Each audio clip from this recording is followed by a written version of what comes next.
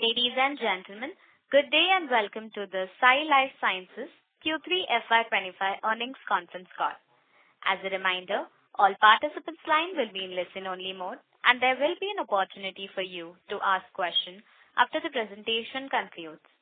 Should you need assistance during the conference call, please signal an operator by pressing star, then 0 on your touchtone phone. Please note that this conference is being recorded. I now hand the conference over to Mr. Siddhesh Chavan from EY. Thank you, and over to you, sir. Thank you, Sijal. Good evening to all the participants on this call.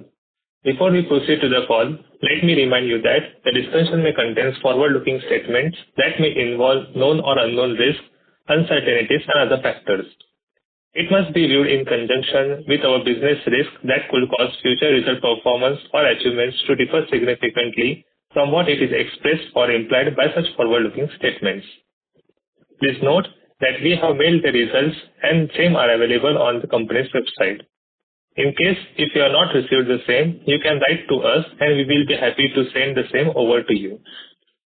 To take us through the results and answer your questions today, we have the top management of Sai Life Sciences Limited, represented by Mr. Krishna Kannumuri, Managing Director and Chief Executive Officer, and Mr. Siva Chittor, Chief Financial Officer.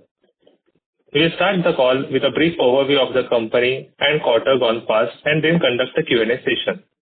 With that said, I will now hand over the call to Mr. Krishna Kannumuri. Over to you, sir. Thank you, Sudesh. Good evening, everyone. Thank you for joining us today. It's my pleasure to welcome you to the first, conference call from Sai as a public company. It's a great experience for us. We're really excited about the progress we've made, and I really want to share our performance for the last quarter and give you an overview of our strategy going forward. But before we begin, I really want to thank all our investors and shareholders to really participate in IPO and made this place a trust in us, and we take this very seriously, and we are really focused on building long-term value for all investors. A special thanks to our bankers, legal counsels, and all stakeholders who played a critical role in guiding us through this process. Most importantly, I want to extend my heartfelt gratitude to the entire Sai Life Sciences team. Their dedication and hard work have been instrumental in shaping the company to what it is today. And let me start with a brief introduction of the company. Sai Life Sciences was founded in 1999 with a vision to be a trusted partner to global pharmaceutical and biotech innovators. Our journey began in Hyderabad, India, where our founder, Dr. K. Rangaraju, recognized an opportunity to create a world-class research and manufacturing organization rooted in scientific excellence and operational efficiency. From day one, we've been focused on accelerating the journey of molecules from discovery to the market by providing best-in-class contract research development and manufacturing services. Over the years, we evolved from being a chemistry provider into an integrated end-to-end solution provider, catering to the leading innovators from US, UK, EU, and Japan. A key strength of Sai Life Sciences is our culture and team. Our culture is based on a high level of transparency, focus on fundamentals, and building empowered teams. We are one of the most experienced senior leadership teams in the CDMO industry, with over 25 years of average experience, a fully integrated global teams across India, US, and UK, which brings diversity of experiences and a foundational scientific team we have developed over the years and further strengthening our ability to serve clients with industry expertise. This deep sector knowledge, combined with our relentless focus on innovation, has positioned us as a preferred partner for global pharmaceutical companies. Today, we serve 300 plus active customers, including 18 of the top 25 global pharmaceutical companies. We have an impeccable track record of 100% successful regulatory inspections across both our R&D and manufacturing facilities, including approvals from US FDA and PMDA. One of our early milestones was establishing a cutting-edge R&D center in Hyderabad, which became the foundation for our innovation-driven approach. This phase of development was focused on process reach and early clinical supplies. Soon after, we strategically expanded to Bidar, setting up a large-scale manufacturing facility designed to handle and deliver complex, innovative clinical and commercial APIs. In 2020, we established our centers of excellence in Manchester, UK, and discovery biology in Manchester, UK for process chemistry and discovery biology in Cambridge, USA, allowing us to better serve customers closer to the innovation hubs and significantly expand our scientific team. These facilities enable our customers to have face-to-face interactions with the scientists and to accelerate the pace of tech transfer to India and getting new programs started. The expansion reflects our commitment to being a global, integrated CRMO partner and not just an outsourced service provider. Today, Sai Life Sciences is on the front of India's right in the global pharmaceutical landscape. We supply over 31 commercial molecules and have a strong development pipeline of life-saving medicines across diverse therapeutic areas: oncology, metabolic diseases, CNS disorders, inflammation, antivirals, and rare diseases. While I've set the narrative on an overall basis for who we are, I'd like to focus on a few pointers for investors and analysts to understand our market positioning and aspirations. We are one of the few companies that is globally competitive across the full range of integrated services spanning discovery, development to commercial manufacturing. The most successful companies in the CDMO sector over the last 2 decades have been WuXi and Pharmaron. The key to their success has been the ability to offer high-quality services at scale across the drug discovery, development, and commercialization journey. The pharma industry is getting increasingly competitive, with time to market being one of the key success factors.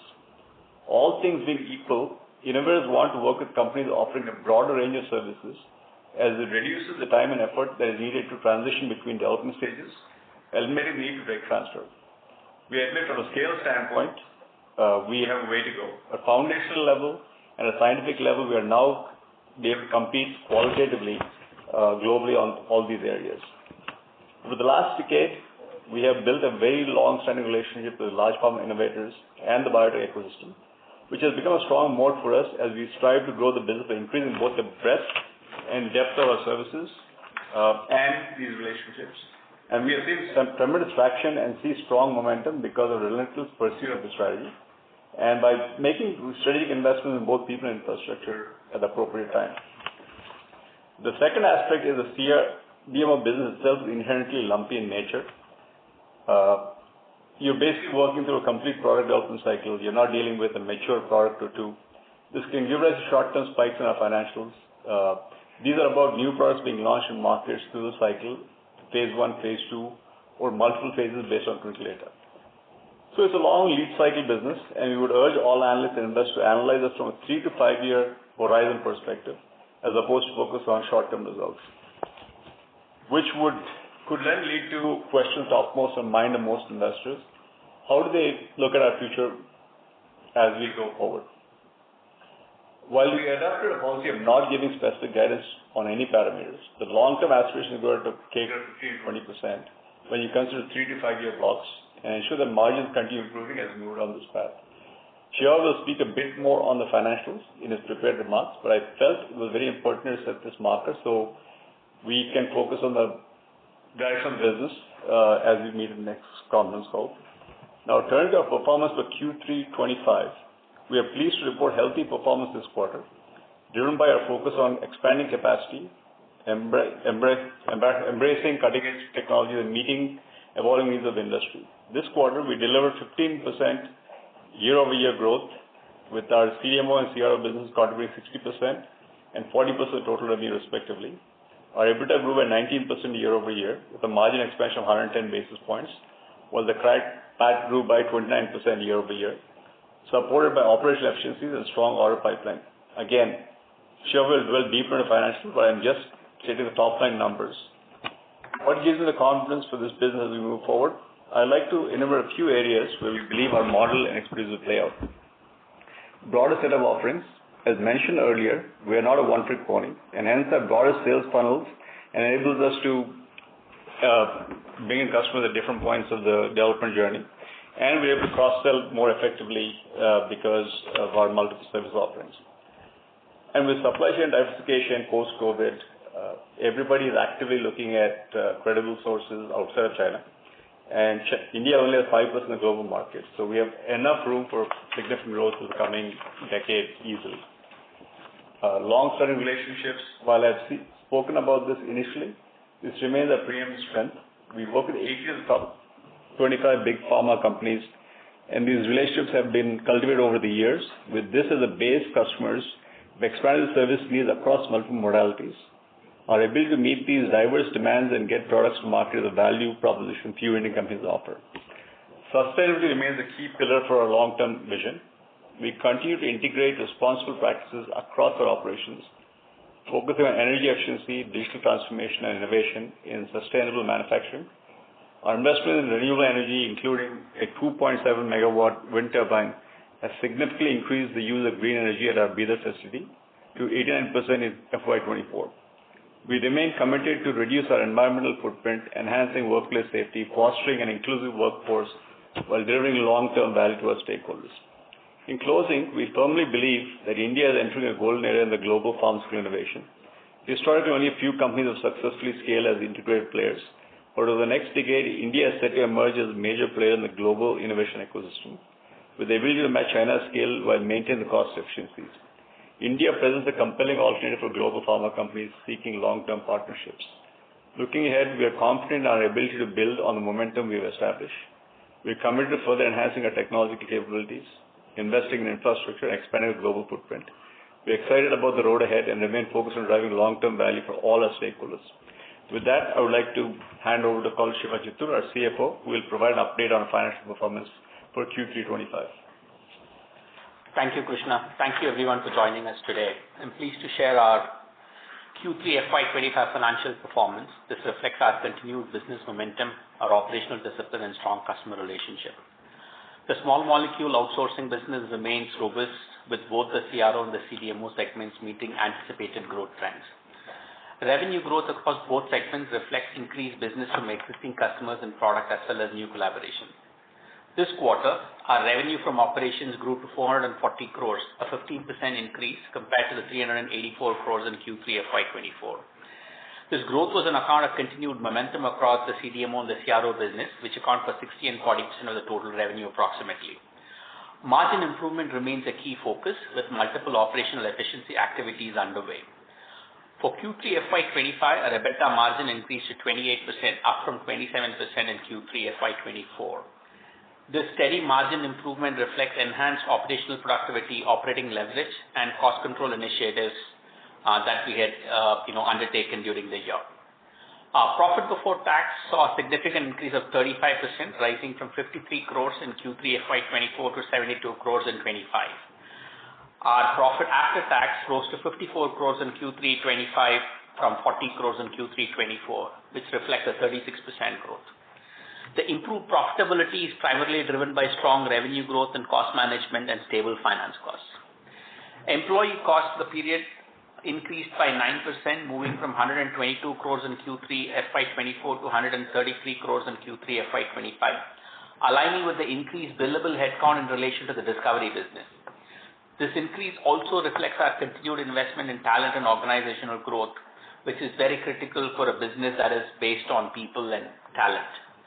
Finance costs remained relatively stable at 23 crores for Q3 FY'25 compared to 23 crores in the same quarter last year, indicating effective debt management and working capital. As of December 24, the company had repaid 585 crores of debt out of the planned repayment of 720 crores of the IPO proceeds. The remaining debt was repaid in January, and we expect a reduction in interest costs in the current quarter. Our earnings per share increased from rupees 2.2 in Q3 FY'24 to 2.9 in Q3 FY'25. This reflects a 32% year-on-year increase. Now, coming to the 9 months performance. Performance for the 9 months ended December 31st, 2024, as compared to the last year same period, showed an overall increase in total income from 1,052 crores to 1,142 crores. This reflects a 9% growth.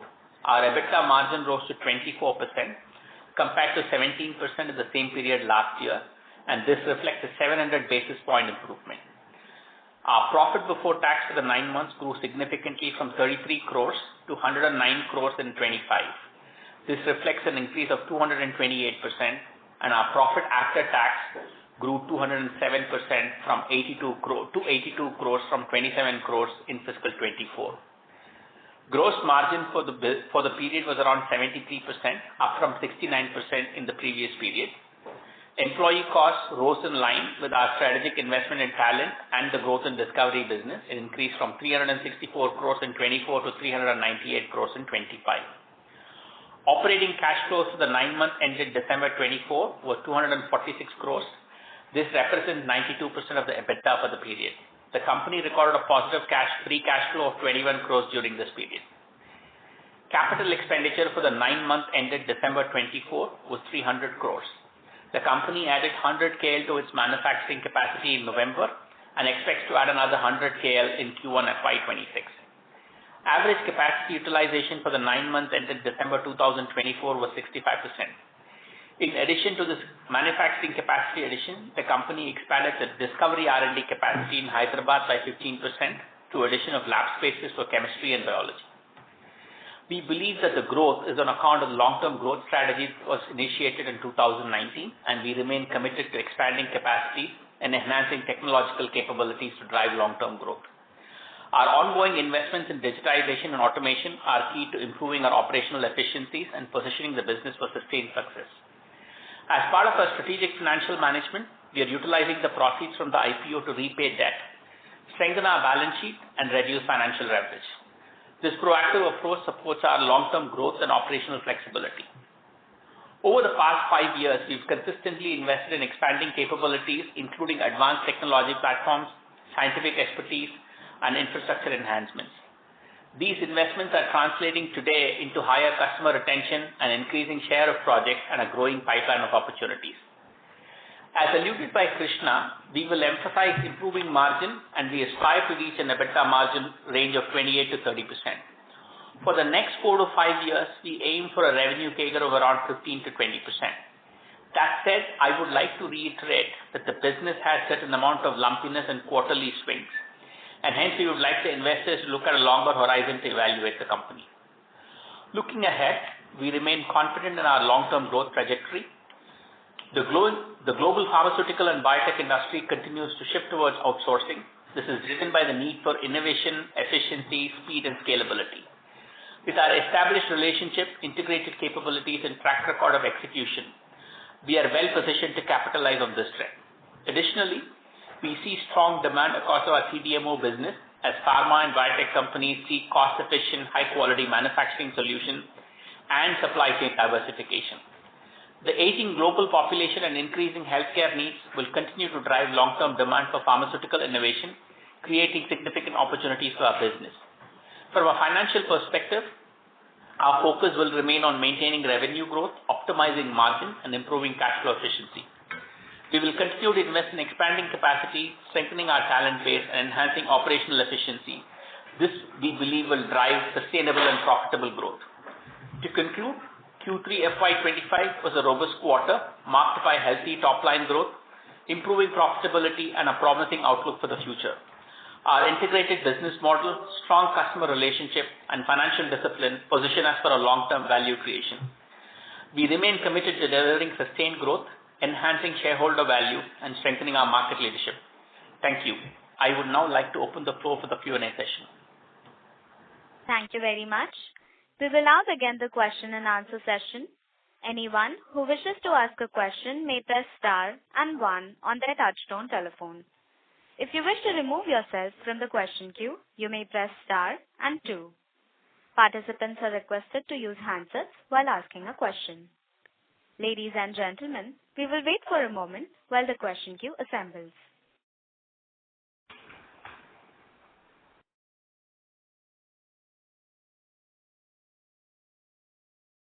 The first question is from the line of Binay Singh from Morgan Stanley. Please go ahead. Hi team, thanks for the opportunity and congratulations for a good set of numbers and best wishes for the journey ahead. My first question will be on the biotech funding in US. One of your peers talked about the pace of recovery being more gradual than they anticipated. Thus, the discovery business revenues were slower than what they were expecting a few quarters back. How is the demand environment that we are seeing? The discovery business, if you look at it, it's in a different cycle at this point. If I just have to go back and take a step back, a lot of money is coming into biotech, but it's going into later phase programs. A number of new company startups have not really started yet. You will probably see the new company formation start right after some consolidation happens. So we're seeing a lot of consolidation right now and the consolidated entities are raising money, and these companies are expanding. But the new company creation definitely has slowed down. Time frame is hard to judge. It's your guess as good as mine in terms of when new company formation is going to start. But the demand from the larger players has been pretty robust at this point. Right. So in light of that, when we look at seasonality from the limited data that we have, typically quarter four is the strongest for the company. Would that still hold with the visibility that you have today? Yes, broadly, without giving a specific guidance, Vinay, I think quarter four has generally been the strongest quarter that we've had, and quarter three and quarter four relatively, the H2 is generally stronger than H1, which is, the case with most the CDMO business across, and we also believe that it will be the same way. And lastly, just on capacity and capex, I saw the comment that you made about 65% utilization rate of capacity. That would be as of, so in a way, the November facility would only be available for 1 month. So the actual utilization rate that you would have in this quarter would have, in a way, come down. So do you expect any adverse impact of that on margins? I don't believe so, Vinay. I think the second set of capacity, because we believe that there are products that are ready to go into this facility, not that they will all be at the 65-70%, but we don't believe that this will impact the margin, significantly. That's good to know. And lastly, just on capex, we've done around 300 crores in the 9 months. If you could give some guidance for the full year number and for next year. I think based on how deliveries and how, things reaches our site, this expenditure is based on how we book our numbers. We probably expect to add another 100 to 125 crores in this current quarter. And how to think about it for next year? We're working on much more details, and as we kind of finalize our plans, we will come back to you with some more specific items. Just to give you a perspective, Vinay, a little bit about what we've done so far is we've completed some land acquisition in the last quarter. We've doubled the land area we have available for our research center in Hyderabad. We have bought land for another site in Hyderabad for manufacturing, and we also bought a lot of surrounding land around Bidar to expand our footprint there. Right now, we are in detailed planning stage, both from a revenue guidance standpoint and investment across all 3 areas of our business: discovery, CMC, and development. We expect we will have significant but increase in capacity across all 3 areas based on the demand we're seeing right now from our customers. And we will update you as soon as we make this little bit more clarity on that numbers. Great, Teema. That's encouraging to know. I'll come back in the queue. Thanks. Thank you. Before we take the next question, a reminder to all the participants that you may press star and 1 to ask a question. The next question is from the line of Alankar Garude from Kotak Institutional Equities. Please go ahead. Hi, good evening, everyone, and thank you for the opportunity. So firstly, can you comment on the visibility for the CRO segment in particular, given that the funding environment is not fully back yet? I think, Alankar, what we are seeing, I think, based on the whole integrated discovery strategy that we had put in place, we are seeing a reasonable trend in terms of growth, and that is kind of reflected in our numbers for this year. I believe that the funding situation is not 100% back to where it probably was during the COVID period, and I don't believe that we will get to the COVID period funding. But our understanding of what we are seeing is that there is reasonable amount of traction in the business. That said, one of the increased focus for us as a company is to kind of add increased, traction with the large pharma customers, which has also helped us kind of take care of any specific shorter-term funding-related issues. Understood. The second one is more on both on CRO and CDMO actually. Qualitatively, possible to provide some color on the number of RFPs as well as the number of client audits which you have been seeing over the last one. Specifically within that, is there any change in these RFPs as well as client audits given the delay in the Biosecure Act? Alankar, we don't really focus too much on RFPs per se. We focus much more on customer visits and what we're seeing. But what I can definitely say is that from the pharma standpoint, nothing has changed. I think pharma has made a long-term decision to kind of diversify from China. It's just a question of customer concentration. I think this deleveraging started back in post-COVID. I think Biosecure probably just pushed it in the right direction, but I think nobody seems to be going any slower. I think they're accelerating their plan, not accelerating their plans, but just to be very candid, pharma came with a 5-10 year horizon. They haven't come and said, we're here today, I want you to perform tomorrow. They're really building these relationships slowly. So I think fundamentally, I think we are seeing that traction continue. And what you're seeing in terms of the Biosecure Act, biotech funding is more to blame rather than the Biosecure Act itself. I think any biotech with funding is looking at both China and India as options, so we are not seeing any change in terms of people's strategy. It's the timing might change based on the funding environment. I think, Alankar, just to kind of go back to the prospectus that we had filed, even prior to Biosecure and post-COVID, if you look at our number of products that we have tech transferred from other geographies as a means of supply chain diversification, we've actually added more than 15 products that have moved from a different geography into Sai as part of supply chain diversification, and we continue to see a lot more traction in that area. That's helpful, sir. And one bookkeeping question. You mentioned the split between CRO, CDMO for the 9 months. Possible to share that for the third quarter as well?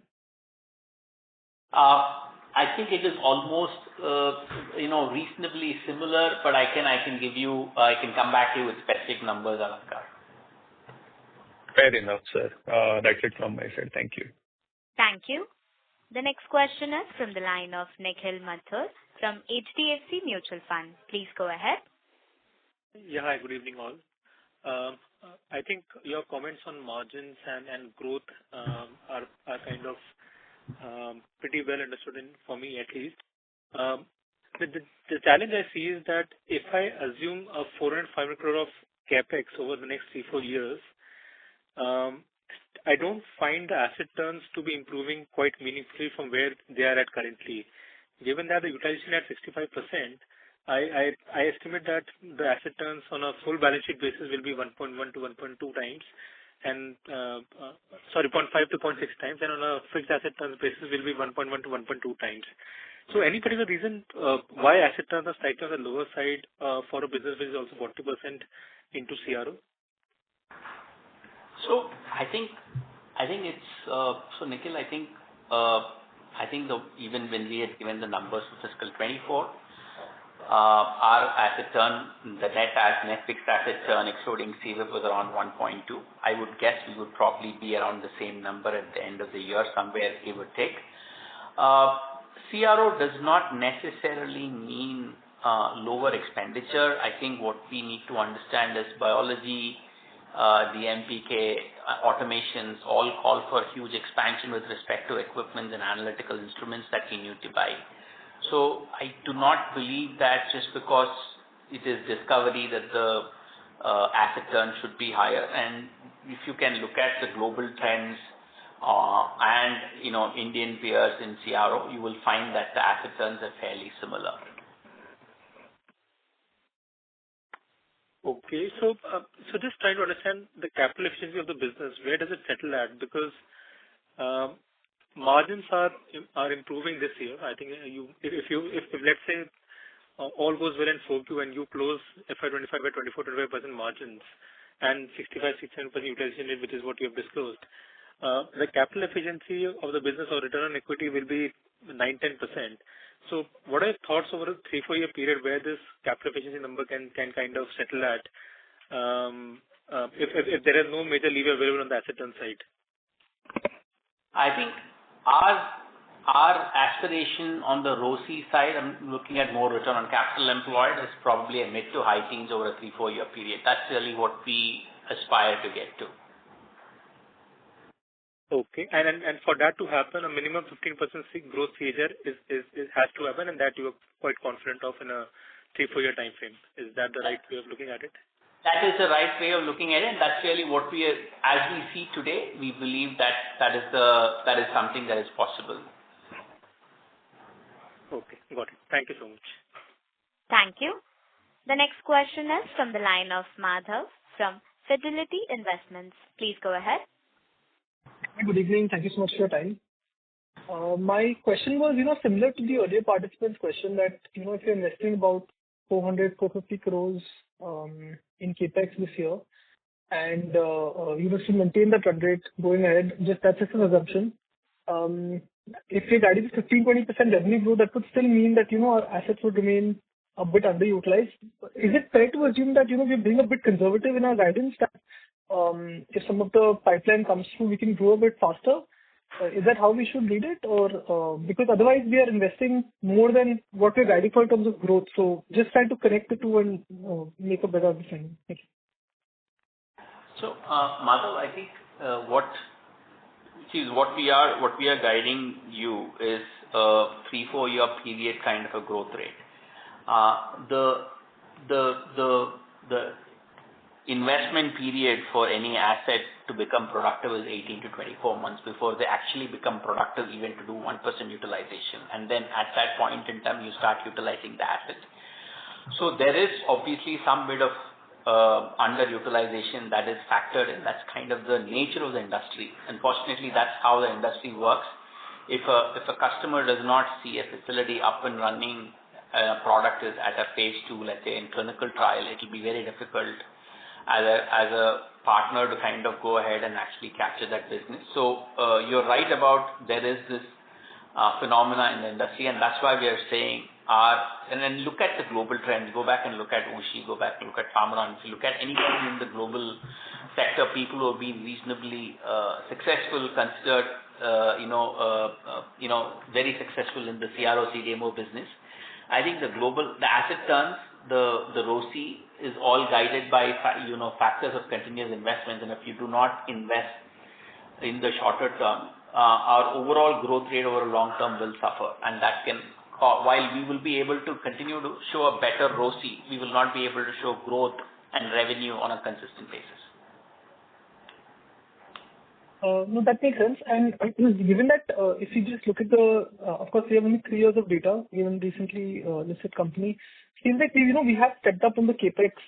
If I look at FY'22, 23, 24, the combined capex that we're doing this year is more than the last 3 years combined.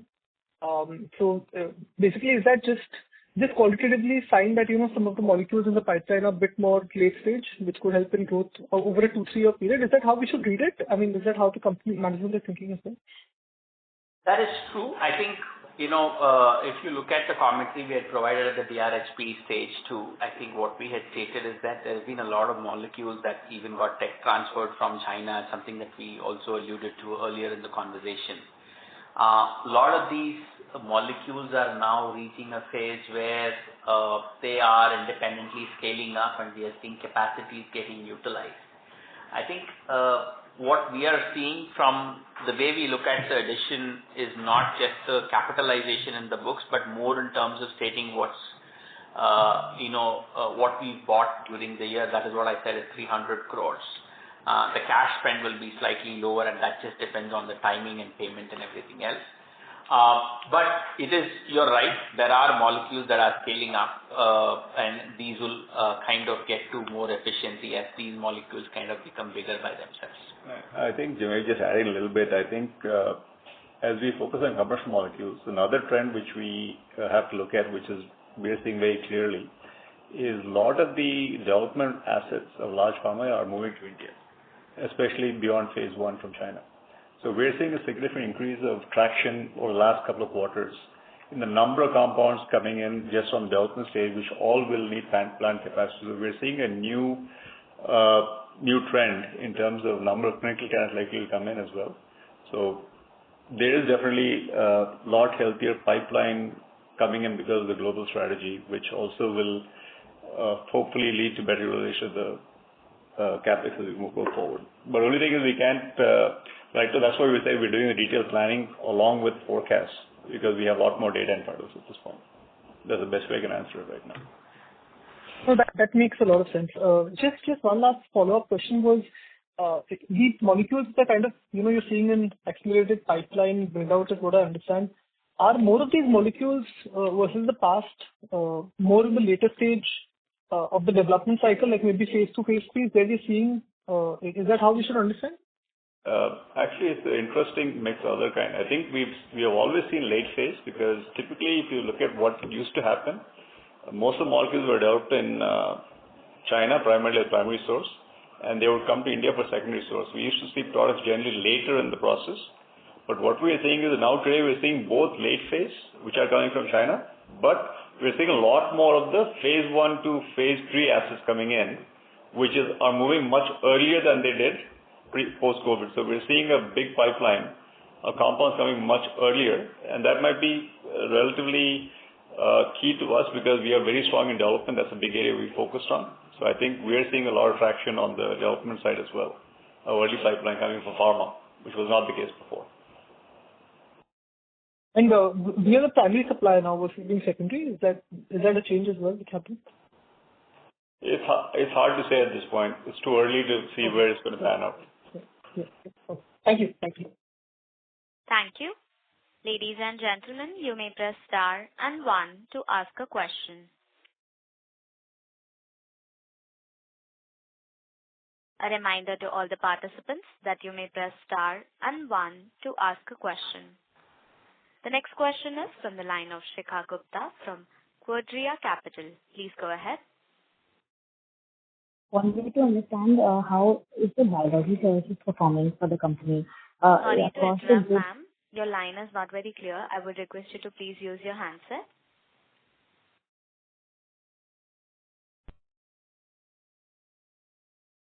Ladies and gentlemen, we have lost the connection of the current participant. We will move on to the next participant. The next question is from the line of Alok Dalal from Jefferies India Private Limited. Please go ahead. Yes. Good afternoon, and thank you for taking my questions. Krishna, just to understand, for the CDMO business, for next year, the driver will be these existing products, or is there some new filing which has happened and you can see incremental growth from that? Alok, there's some products from the existing pipeline which are growing, but there are also a lot of other products also we're working on right now, which obviously will contribute. But existing products will contribute a significant part of that growth from visibility we have at this point. And within those existing, is it that you become a preferred supplier now versus a secondary supplier earlier? I don't have much data on that. I don't want to comment on that at this point. But it's just based on the maturing of molecules and growth of the molecules more than anything else.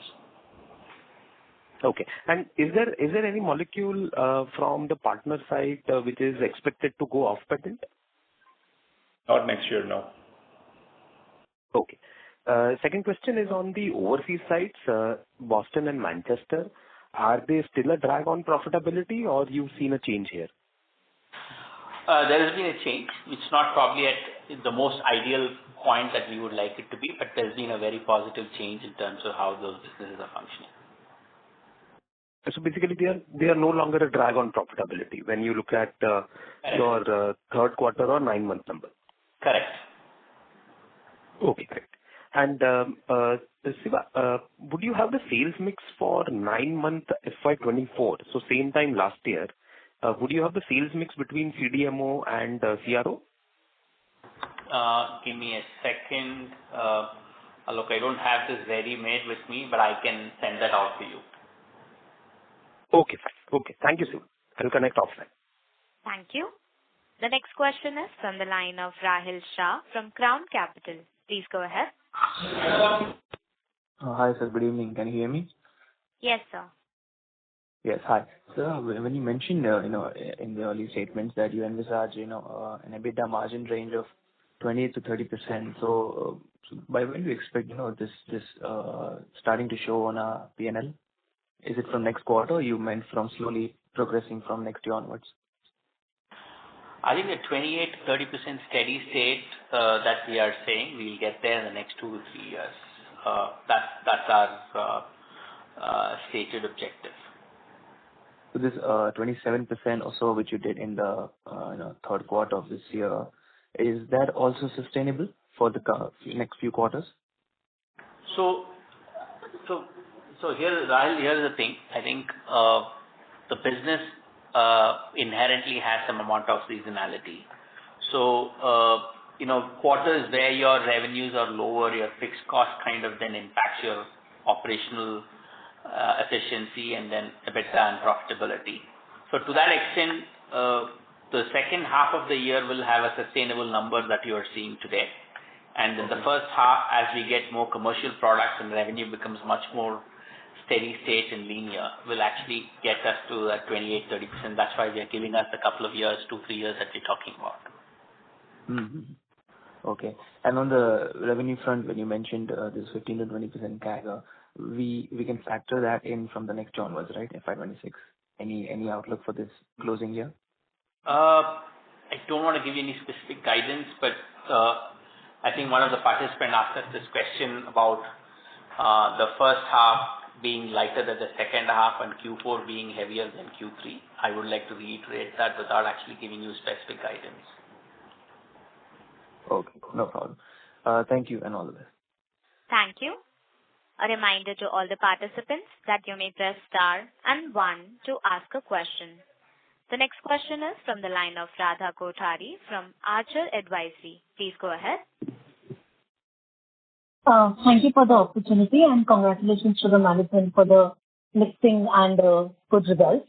Sir, just wanted to understand the employee cost. I was just going through your expense base, and the employee cost in your company is relatively very high as compared to the other listed CDMO peers. Is there any one of this or something has been preponed and that should go normalize going forward? So Radha, very good question. I think if you look at the mix of the business that we have, 40% of our business is the CRO business and the 60% is CDMO, and we have a very big piece even within the CDMO that kind of works towards development.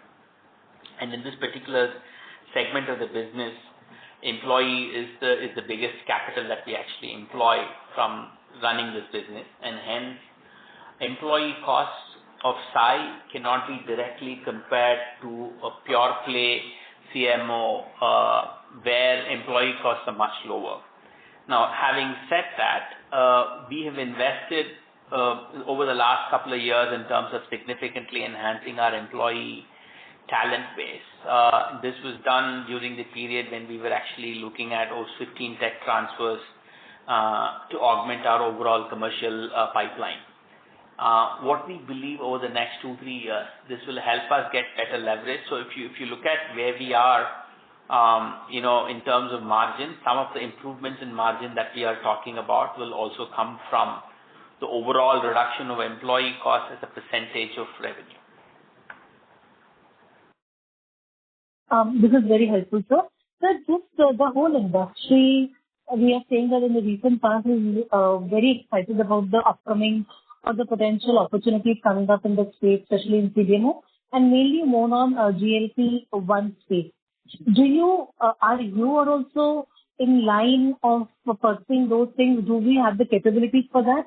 And have you seen any inquiries or the requests coming for this? Look, I think it's fair to say that there's a big shift in GLP-1 across all pharma companies, and anybody in CDMO business will see traction in the GLP-1 space. Could be peptides, could be building blocks of peptides, or even pure small molecules. We do have clinical assets in that space, but I don't want to comment beyond that. But I guess everybody will be involved in some form or fashion in the metabolic disease area. So just last question, can you just provide your capex? Because I believe that being in the CDMO, the capex usually is very high. So what is the capex you have earmarked for this year? And if possible, you can throw some light on the next year's capex as well.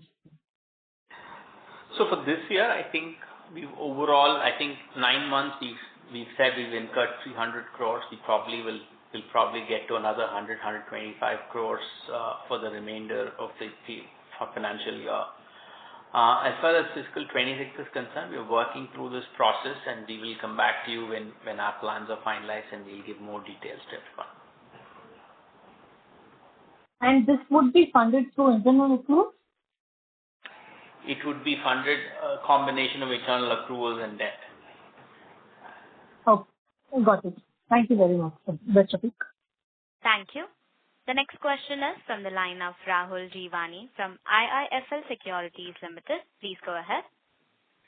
Yeah, thanks for taking my question. So within the CDMO business, can you also talk about how do you see commercialization playing out for your phase 3 pipeline molecules? We had around 8 to 10 products in phase 3. So how many of those do you see getting commercialized from the next 2 to 3 year period? And whatever your expectations are in terms of some of these phase 3 products? I think there is a couple of products that are actually getting commercial by the end of this financial year, at least based on the PDUFA date that the regulator has given them. There is one large molecule that we are working on today that is in phase 3. We expect that to kind of get to fiscal 26, 27 time frame in terms of commercialization. We have a few other molecules, Rahul, but I'm saying, from an overall perspective, there's at least 3-4 molecules that we are seeing that will get commercialized over the next 2-3 year period. Okay. And can you talk a bit more about this molecule in the large molecule category? Because historically, we have focused on the small molecule segment. So what kind of capabilities are we bringing to the table to scale up in the large molecule segment? I think he meant a large size of the market, not the therapeutic molecule. So I think sure I got that. We're just talking about a large opportunity. There's not large molecules. So sorry. Okay, sure, sir. No worries. And sir, with respect to this capex, which we are undertaking of around 350-400 crore, apart from capacity expansion, what kind of incremental capabilities are we adding on to the business? So at the time of the RHP, we were also talking about having an amidites block, investing in oligonucleotides. So have you seen any traction in some of these niche capabilities or segments? We have, Rahul, just going back to what we have stated is that there'll be 4 areas we're going to focus on. One is peptides, which we're having reasonable traction with. Another one is amidites, which we are part of several commercial products on amidites. We are doing the Galanax and also amidites. Another is ADCs. And the next one would be basically any kind of conjugation technologies, going for peptide conjugation, protein conjugation. These are all 3 areas of interest. We have various conversations with multiple customers and opportunities going forward. And that's what we're evaluating of what we're going to prioritize and what we're going to do. But we have traction in all 3 areas. But we'll prioritize it based on what is the most immediate need and what we can do most effectively. And for all of these segments, we would have the requisite capacities in place to drive growth in some of these segments. We will have to, we are doing capacities on some scale, but we might have to enhance capacity depending on the demand situation coming up at this point. We have capabilities. Capacity will depend on the demand situation, but we have capabilities in all these areas. Sure, sir. And one last question from my end. Can you also talk about how has the scale-up been with respect to the dedicated project which we had with Schrödinger on the CRO side? Thank you. It's going very well. We've expanded that collaboration. I will leave it at that, but it's going well and it's expanded.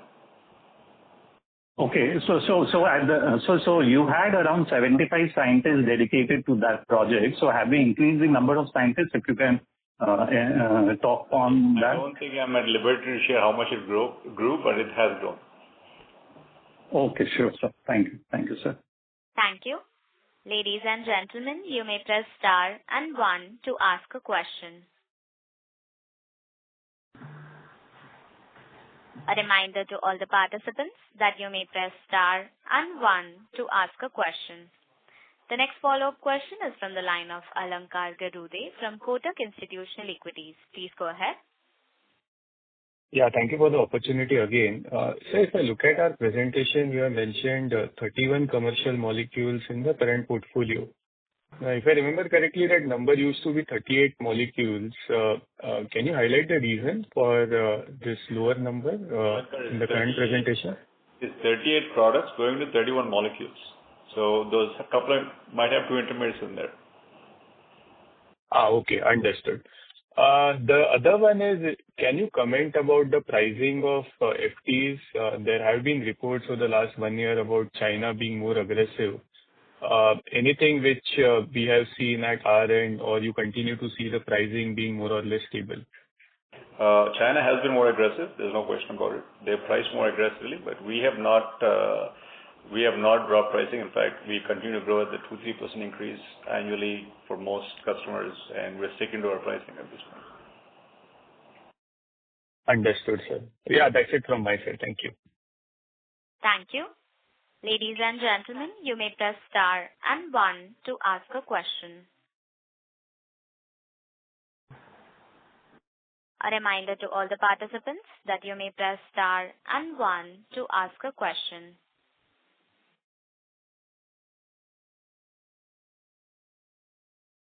As there are no further questions from the participants, I would now like to hand the conference over to the management for closing comments.